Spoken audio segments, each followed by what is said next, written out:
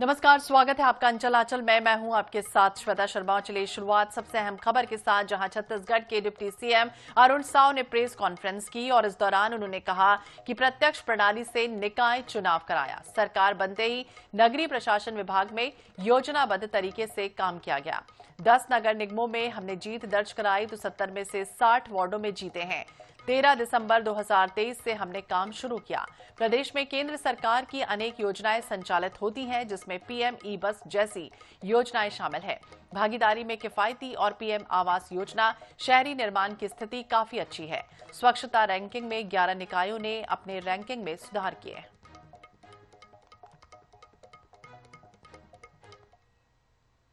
नगरीय प्रशासन विभाग के 2 सालों की जो समीक्षा है वो आज डिप्टी सीएम और नगरीय प्रशासन मंत्री अरुण साव जी ने की है।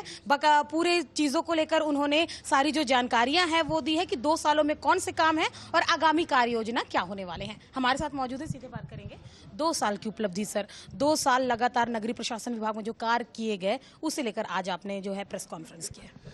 ये 2 साल बहुत उपलब्धियों भरा रहा है। बड़ा रिफॉर्म वाला ये 2 वर्ष रहा है।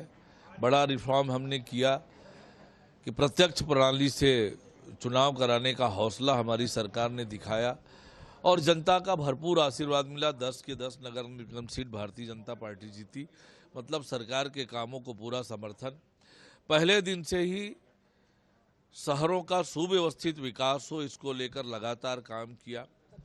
तो नगरीय प्रशासन मंत्री डिप्टी सीएम अरुण साव को आपने सुना कि सरकार के 2 साल पूरे होने के लिए, जो सरकार के 2 साल पूरे होने के बाद विभाग की आज प्रेस कॉन्फ्रेंस रखी गई थी। नगरीय प्रशासन विभाग की प्रेस कॉन्फ्रेंस रखी गई थी। इसके साथ और इसके अलावा उन्होंने सरकार के 2 साल के कार्यों की समीक्षा करते हुए आगामी कार्य योजना के बारे में विस्तृत जानकारी दी है। कैमरामैन मलकीत के साथ मोनिका दुबे, INS 24/7 रैप।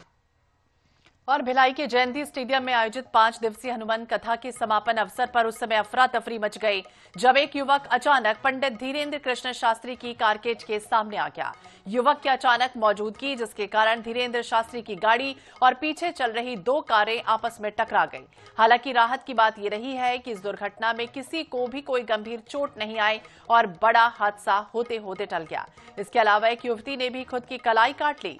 बताया जा रहा है कि पंडित धीरेन्द्र शास्त्री से नहीं मिल पाने की वजह से उसने इस तरह का आत्मघाती कदम उठाया।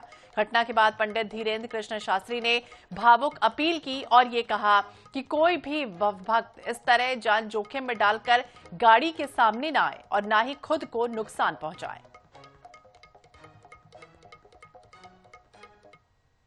हमारी प्रार्थना है, मिलने के नाम पर आप ये नस मत काटो। आपको हमसे क्या मिलना है तो हम तो जिनके भगत हैं। हम अपनी पूजा करवाने के लिए थोड़ी आए हैं, हम हनुमान जी की पूजा करवाने आए हैं। अपने से जोड़ने नहीं आए, हनुमान जी से जोड़ने आए। उनके चरण पकड़ो। वक्ता को नहीं पकड़ना चाहिए, वक्ता के वक्तव्य को पकड़ना चाहिए। गुरु ज्ञान को पकड़ो, गुरु को मत पकड़ो। गुरु के ज्ञान को पकड़ो, उस पर जियो तो जीवन परिवर्तित होगा। हनुमान चालीसा पढ़ने वाला धार्मिक।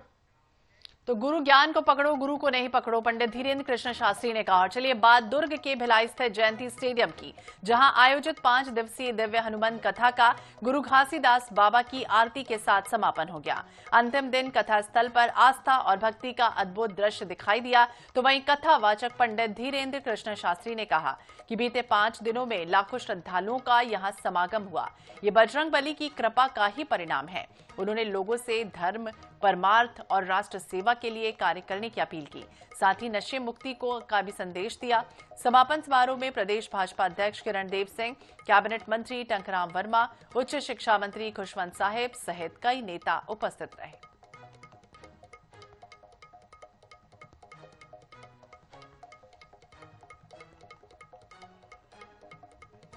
निश्चित ही छत्तीसगढ़ की जनता के लिए, छत्तीसगढ़ की 3 करोड़ जनता के लिए बहुत अद्भुत समय रहा ये 5 दिन। इसमें हनुमंत कथा पंडित धीरेन्द्र शास्त्री जी के नेतृत्व में, बागेश्वर सरकार के नेतृत्व में हुआ और निश्चित ही अनेक प्रकार की जानकारी, अनेक प्रकार के धार्मिक ज्ञान हम सबको इस कथा के माध्यम से सीखने को मिला। और आज अंतिम दिन था, बहुत भावुक ये पल था हम यहाँ की जनता कोई भी नहीं चाहती थी कि ये कथा समाप्त हो, क्योंकि अद्भुत ज्ञान और अद्भुत बहुत सारी चीजें हम सबको सीखने के मिले। भाग्य का विषय है कि बागेश्वर महाराज जी का हनुमान कथा, और वो भी भिलाई में।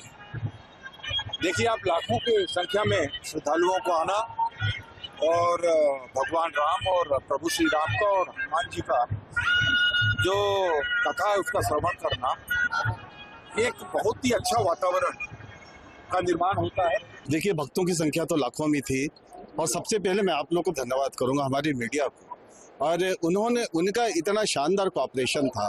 उन्हें हमारे गुरुदेव के भाव जनता तक पहुंचाने में उनका सबसे बड़ा योगदान है, और उन्हीं के कारण में आज इतनी बड़ी संख्या में हमारे भक्तजन यहाँ पर आए। मैं आपके माध्यम से उन सभी को धन्यवाद करता हूँ, और हमारे गुरुदेव जो हैं वो निश्चित तौर पे छत्तीसगढ़ में दूसरी बार आएंगे, ये उन्होंने हमको वादा किया है जी। और संविधान और सनातन के सम्मान को लेकर साधु संतों ने 29 किलोमीटर की पदयात्रा करते हुए छतरपुर कलेक्ट्रेट पहुंचकर प्रदर्शन किया। मामला नौगांव में आए संतोष वर्मा के खिलाफ एफआईआर की मांग से जुड़ा है, जहां बीते 29 दिनों से शांतिपूर्ण धरना चल रहा था, और इस बीच भीम आर्मी के प्रदर्शन के दौरान कथित रूप से रक्षा सूत्र जलाने की घटना हो गई, जिससे तनाव के हालात बने। इसके बाद सामाजिक सौहार्द का संदेश देने के लिए संविधान की प्रति हाथ में लेकर पदयात्रा निकाली गई। कलेक्ट्रेट में सुंदरकांड पाठ कर प्रशासन को ज्ञापन सौंपा गया। समस्त छतरपुर के पुजारी और विप्र आजानपुर सरकार के प्रांगण में चिंतन कर रहे थे। चिंता करने से काम नहीं चलने वाला, लेकिन चिंतन करने से काम होता है।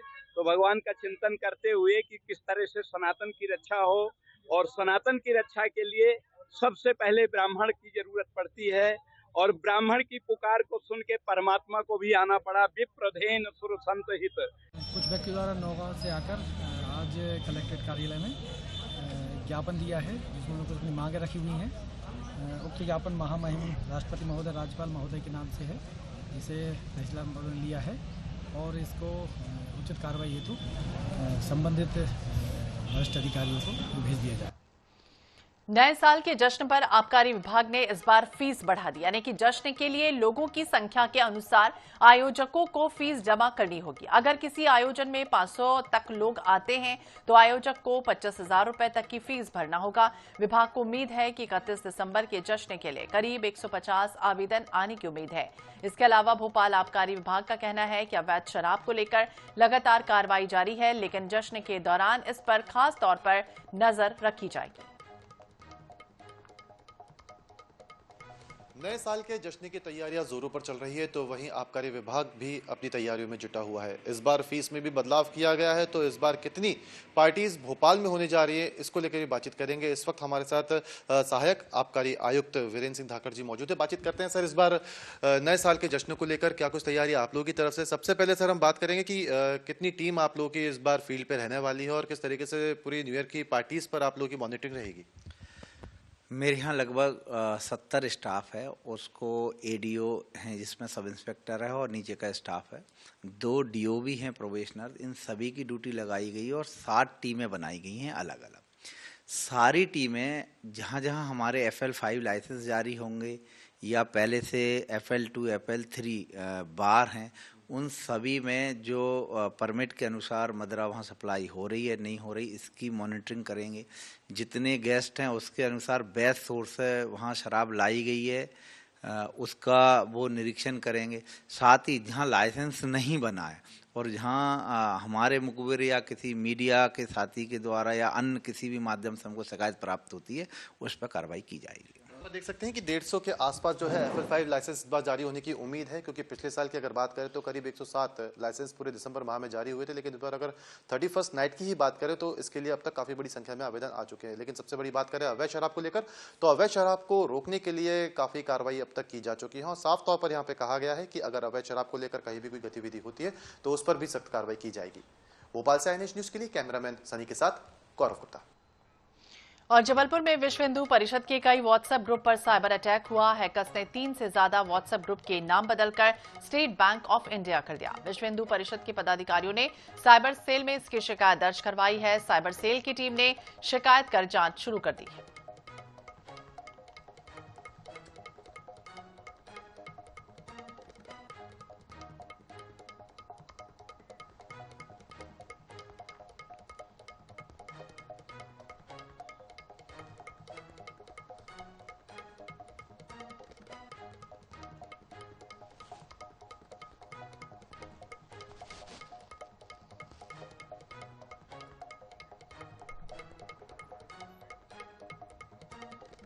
संगठन विश्व हिंदू परिषद के नाम से कई ग्रुप बने हुए हैं। तो सवेरे से देखा 3 ग्रुप SBI के नाम से, उसमें हमारे संगठन के लोग एडमिन दिखा रहे हैं। लेकिन अभी सूचना मिली कि जैसे ही उस ग्रुप को खोल रहे हैं तो कोई भी लिंक खुल रही है और लिंक खुलने के बाद पैसे भी गायब होने की संभावना हो सकती है। तो ऐसा लगता है कि SBI के नाम से लोग फर्जी ग्रुप को हायर करके, हैक करके और उसका फायदा उठाना चाहते हैं।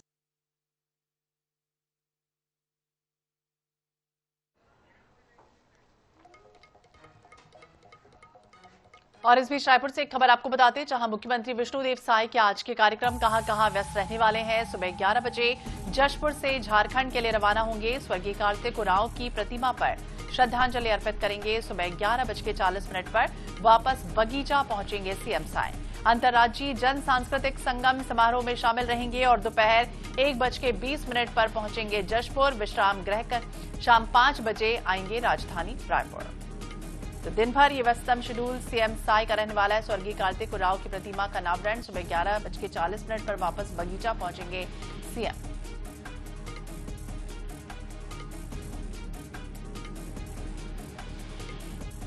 तो श्रद्धांजलि अर्पित करते हुए प्रतिमा पर नजर आएंगे। सुबह 11:40 पर वापस बगीचा पहुंचेंगे सीएम। अंतर्राज्यीय जन सांस्कृतिक संगम समारोह में शामिल रहेंगे। तो 1:20 का भी कार्यक्रम बाकायदा तय किया गया और शाम 5 बजे राजधानी रायपुर लौट जाएंगे। तो छत्तीसगढ़ के सीएम आज कहां व्यस्त रहने वाले हैं, वो दिनचर्या आज जशपुर से झारखंड के लिए। मोनिका दुबे ज्यादा जानकारी के लिए हमारे सहयोगी हमारे साथ जुड़ गए। मोनिका, आज कहां व्यस्त रहने वाले हैं सीएम साय? जी बिल्कुल, देखिए बता दें कि मुख्यमंत्री साय के मिनट टू मिनट जो कार्यक्रम है वो जारी कर दिए गए हैं। जिस तरीके से देखा गया कि 2 दिवसीय दौरे पर, यानी कि 2 दिवसीय जशपुर दौरे पर मुख्यमंत्री विष्णुदेव साय रहे और आज शाम 5 बजे राजधानी रायपुर लौटेंगे मुख्यमंत्री विष्णुदेव साय। लेकिन राजधानी रायपुर लौटने से पहले जशपुर में और झारखंड में जो कार्यक्रम है वो है, यानी कि सुबह अपने निज निवास जशपुर बगिया से झारखंड के लिए रवाना होंगे। सुबह 11 बजे मुख्यमंत्री विष्णुदेव साय झारखंड के लिए रवाना होंगे और वहां स्वर्गीय कार्तिक उरांव की जो प्रतिमा है उस पर श्रद्धांजलि अर्पित करेंगे। यानी कि झारखंड जो रवाना होने वाले हैं वहां पर श्रद्धांजलि सभा का आयोजन रखा गया है और वहां वो स्वर्गीय कार्तिक उरांव की प्रतिमा पर प्रतिमा का जो लोकार्पण भी जो है, जो प्रतिमा पर श्रद्धांजलि है, पुष्प है, वो अर्पित करेंगे मुख्यमंत्री साय। झारखंड के बाद तुरंत वो जशपुर के लिए फिर रवाना होंगे, क्योंकि जशपुर में भी जो एक कार्यक्रम है, जन सांस्कृतिक कार्यक्रम, वो आयोजित किया गया है। जन सांस्कृतिक कार्यक्रम में आयोजित कार्यक्रम में अंतर्राज्यीय जन सांस्कृतिक संगम समारोह, ये समारोह का आयोजन किया गया है जिसमें मुख्यमंत्री विष्णुदेव साय शामिल होंगे। पूरा कार्यक्रम निपटाने के बाद वो राजधानी रायपुर शाम 5 बजे पहुंचेंगे, क्योंकि 2 दिवसीय लगातार जशपुर और अन्य जो राज्य है उसके दौरे पर मुख्यमंत्री विष्णुदेव साय है। कई कार्यक्रम ऐसे आयोजित किए गए जो लंबे समय से लंबित थे, यानी कि जशपुर में इससे पहले भी जैसे कि देखा गया कि कई जो उद्घाटन है, कई जो लोकार्पण है, भूमि पूजन है, ऐसे कई कार्यक्रमों में मुख्यमंत्री विष्णुदेव साय 2 दिन शामिल हुए हैं। और आज ये पूरा कार्यक्रम क्योंकि अब समाप्त हो चुका है, आज कुछ कार्यक्रम शेष रह गए हैं और इस पूरे कार्यक्रम को खत्म करने के बाद वो राजधानी रायपुर शाम 5 बजे तक लौट आएंगे। तो बिल्कुल राजधानी रायपुर शाम 5 बजे तक लौटेंगे। मोनिका में बतानी कि कहां दिन भर आज व्यस्त रहने वाले हैं सीएम। बने रहिए आप हमारे साथ मोनिका। तो जशपुर से झारखंड के लिए रवाना होंगे। और चलिए अब बात रायपुर से भी एक अहम खबर आपको बताते हैं। इसके पहले जिस तरह की जानकारी मिली है कि सीएम आज कहां व्यस्त रहने वाले हैं, 11:40 पर अंतर्राज्यीय जन सांस्कृतिक संगम समारोह में शामिल रहेंगे। और इधर जिंदल ने रायगढ़ कलेक्टर को लिखा है पत्र। तमनार में जन सुनवाई आंदोलन को वापस करने के बाबत ये पत्र लिखा गया है। 27 दिसंबर को रायगढ़ के तमनार में हिंसा हुई थी और हिंसा के बाद जिंदल पावर ने पीछे अपने कदम हटा लिए थे। ग्रामीणों के समर्थन न देने तक जन सुनवाई न करने का आश्वासन भी दिया गया था। जन सुनवाई का ग्रामवासियों ने लगातार विरोध किया। पूरा मामला छत्तीसगढ़ के रायगढ़ जिले से है, जहां जेपीएल कोयला खदान के विरोध में 14 गांव के ग्रामीण पिछले 18 दिनों से धरने पर बैठे हैं। पेड़ काट दिया गया, सड़क पर लगातार प्रदर्शन एक तरह से करते रहे। और लगातार हमारी सहयोगी मोनिका दुबे हमारे साथ ज्यादा जानकारी के लिए जुड़ी हुई है। मोनिका, क्या जानकारी? जिस तरह से पत्र लिखा गया हिंसा के बाद हमने देखा था कि हालांकि जिंदल पावर ने अपने कदम पीछे भी हटा लिए थे, लेकिन अब इस पत्र के बाद क्या कुछ होगा? जी बिल्कुल, देखिए रायगढ़ के तमनार का ये पूरा मामला है और तमनार के जो वीडियो वायरल हुआ था जिसमें वहां पर जो ग्रामीण महिलाएं बैठी थी वो एक महिला टीआई को पीटते हुए नजर आ रही थी। यानी कि जो हिंसा वहां पर हुई थी वहां महिला टीआई पर भी हाथ उठाया गया था। जो वीडियो वायरल लगातार छत्तीसगढ़ में हो रहा है, जहां पर महिला टीआई हाथ जोड़े हुए ग्रामीण महिलाओं के सामने खड़ी है, लेकिन ग्रामीणों का जो आक्रोश है वो इस वीडियो के माध्यम से देख सकते हैं। पूरा मामला जिंदल पावर स्टेट से जुड़ा हुआ है, जहां पर जन सुनवाई का ग्रामीण विरोध कर रहे हैं। पेड़ कटने से लेकर अन्य चीजों को लेकर ग्रामीण लगातार धरने पर बैठे हुए थे और इसके बाद जब जन सुनवाई हुई तो जन सुनवाई के दौरान ही तमनार में ऐसा हिंसा भड़का कि पूरे छत्तीसगढ़ में ये हिंसा चर्चा का विषय बन गया। लगातार कानून व्यवस्था पर सवाल उठते रहे, लगातार अन्य चीजों पर सवाल उठते रहे। इसी बीच में जिंदल पावर स्टेट ने अब रायगढ़ कलेक्टर को पत्र लिखा है और अपने पत्र लिखते हुए कहीं ना कहीं वो अपना कदम पीछे खींचते हुए नजर आ रहे हैं। साथ ही ये कहा गया है कि अगर ग्रामीणों का समर्थन नहीं है तो जन सुनवाई नहीं होगी। साथ ही मैं आपको ये भी बता दूं, 27 दिसंबर को रायगढ़ के तमनार में जो जन सुनवाई है वो रायगढ़ के तमनार में जो हिंसा है वो हुई थी, जिसके बाद ये जो दंगा है पूरी तरीके से भड़क उठा। पुलिस और ग्रामीणों के बीच में जमकर झड़प हुई। लगातार जो वीडियो वायरल हुए, छावनी में तमनार को तब्दील कर दिया गया, कई तरीके की चीजें निकलकर सामने आई। और अब इसी बीच में जिंदल पावर स्टेट ने पत्र लिखा है और पत्र लिखते हुए कहीं ना कहीं कदम पीछे करते हुए नजर भी आ रहे हैं। साथ ही मैं आपको बता दूं कि 28 दिसंबर को जन सुनवाई हुई थी, यानी कि जिंदल पावर स्टेट को लेकर जो ग्रामीणों को 14 गांव के ग्रामीण वहां पर इकट्ठे थे और वहां पर जन सुनवाई का कार्यक्रम रखा गया था। जन सुनवाई के दौरान ही ग्रामीणों का आक्रोश इतना ज्यादा भड़क उठा कि हिंसा की नौबत आ गई। उसके बाद ये पूरा मामला उठा और मामला उठने के बाद कहीं ना कहीं जिस तरीके से देखा जा रहा है कि प्रदेश में लगातार तमनार मामला तूल पकड़ता हुआ नजर आ रहा है। और इसी बीच में जिंदल पावर स्टेट ने पत्र लिखा है, क्योंकि कल की अगर बात कर ली जाए तो पीसीसी चीफ दीपक बैज भी तमनार दौरे पर गए थे। कांग्रेस ने 9 सदस्यीय जांच टीम का गठन भी इसको लेकर किया है। तो जहां एक और सियासत तेज, जहां एक और ग्रामीणों का विरोध तेज, इसी बीच में जिंदल पावर स्टेट ने पत्र लिखा है। तो बिल्कुल पत्र लिखा और अब देखना होगा इस पत्र के बाद क्या कुछ होता है। नजर बनाए रखिएगा और बने रहिए आप हमारे साथ मोनिका। और रायपुर से एक खबर आपको बताते हैं, आरएसएस प्रमुख मोहन भागवत का छत्तीसगढ़ का दौरा। आज से 3 दिवसीय दौरे पर रहेंगे संघ प्रमुख। हिंदू सम्मेलन में शिरकत करेंगे। 30 दिसंबर से लेकर 1 जनवरी तक छत्तीसगढ़ में रहेंगे। 31 दिसंबर को अभनपुर के सोनपरी गांव पहुंचेंगे। कबीर आश्रम में आयोजित हिंदू सम्मेलन में शामिल रहेंगे। सद्भाव बैठक, युवा कार्यकर्ता सम्मेलन में शिरकत करेंगे। युवाओं से संवाद कार्यक्रम में भी बाकायदा वो हिस्सा लेंगे। समाज संगठन और युवाओं की भूमिका पर चर्चा होने जा रही है। तो आरएसएस प्रमुख मोहन भागवत का यह दौरा काफी अहम माना जा रहा है। लगातार हमारी सहयोगी मोनिका दुबे हमारे साथ ज्यादा जानकारी के लिए जुड़ी हुई है। मोनिका, अगर हम देखें तो स्वयंसेवक संघ जीवन से जुड़े अलग अलग विषयों को लेकर लगातार गतिविधियों को लेकर प्रभावी मोर्चा संभाले हुए और यही वजह है कि शताब्दी वर्ष एक तरफ मन रहा है आरएसएस का, तो दूसरी तरफ ये दौरा काफी अहम। जी बिल्कुल, देखिए नवंबर से ही जो इनका जो आरएसएस का जो गृह संपर्क अभियान है वो जारी है। आज संघ प्रमुख मोहन भागवत यानी कि आरएसएस प्रमुख मोहन भागवत का 3 दिवसीय छत्तीसगढ़ दौरा है। आज मोहन भागवत राजधानी पहुंचेंगे रायपुर और क्योंकि अभनपुर में जो कार्यक्रम है वो आयोजित है, हिंदू सम्मेलन कार्यक्रम में मोहन भागवत शामिल होंगे। एक बड़ी और अहम जानकारी है और लंबे समय के बाद आरएसएस प्रमुख मोहन भागवत का छत्तीसगढ़ दौरा होने वाला है। है। हिंदू सम्मेलन कार्यक्रम यहाँ पर रखा गया है। और साथ ही मैं आपको ये बता दूं कि अभनपुर के सोनपैरी गांव में जो असंग देव आश्रम है, असंग देव आश्रम के कार्यक्रम में शामिल होंगे। लगातार ये जो कार्यक्रम है गृह जनसंपर्क अभियान, ये इनका जारी है। लगातार जो शताब्दी वर्ष है वो आरएसएस मना रहा है। इसी बीच में छत्तीसगढ़ दौरा काफी ज्यादा अहम और काफी ज्यादा महत्वपूर्ण ये भी। इसके अलावा मैं आपको बता दूं कि 31 दिसंबर से 1 तारीख तक यानी कि 3 दिवसीय दौरा उनका छत्तीसगढ़ में रहने वाला है। युवाओं से संवाद करेंगे। युवाओं से संवाद करने के बाद युवा कार्यकर्ता सम्मेलन, सद्भाव बैठक और कई कार्यक्रमों में शामिल होंगे। समाज संगठन और युवाओं की भूमिका पर विस्तृत रूप से चर्चा होगी। यानी कि जहां एक ओर उनका दौरा है, हिंदू सम्मेलन कार्यक्रम में शामिल होंगे और उस कार्यक्रम को आरएसएस मोहन भागवत संबोधित भी करेंगे। साथ ही साथ युवाओं से चर्चा करेंगे, युवाओं से संवाद करेंगे। तो काफी ज्यादा महत्वपूर्ण रहने वाला है ये दौरा। और इस कार्यक्रम को लेकर भी जो रूपरेखा है वो पहले ही तैयार कर ली गई थी और आज वो दिन प्रमुख है जब आरएसएस प्रमुख मोहन भागवत छत्तीसगढ़ आने वाले हैं। बिल्कुल छत्तीसगढ़ आएंगे और तमाम वो कार्यक्रम है जो मोनिका हमें साझा करें। बहुत बहुत शुक्रिया तमाम जानकारी के लिए और बातचीत करने के लिए मोनिका।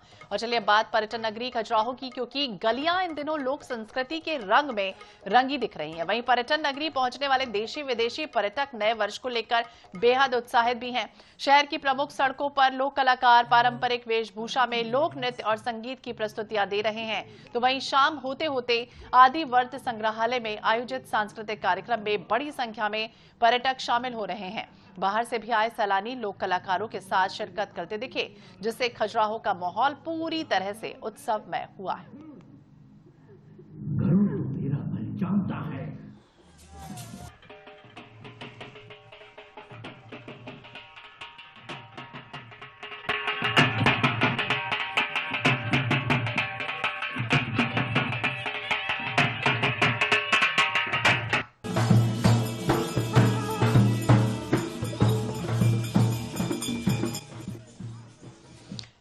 और इसी के साथ खबरों का सिलसिला लगातार जारी है। वक्त एक छोटे से ब्रेक का है, फौरन लौटेंगे।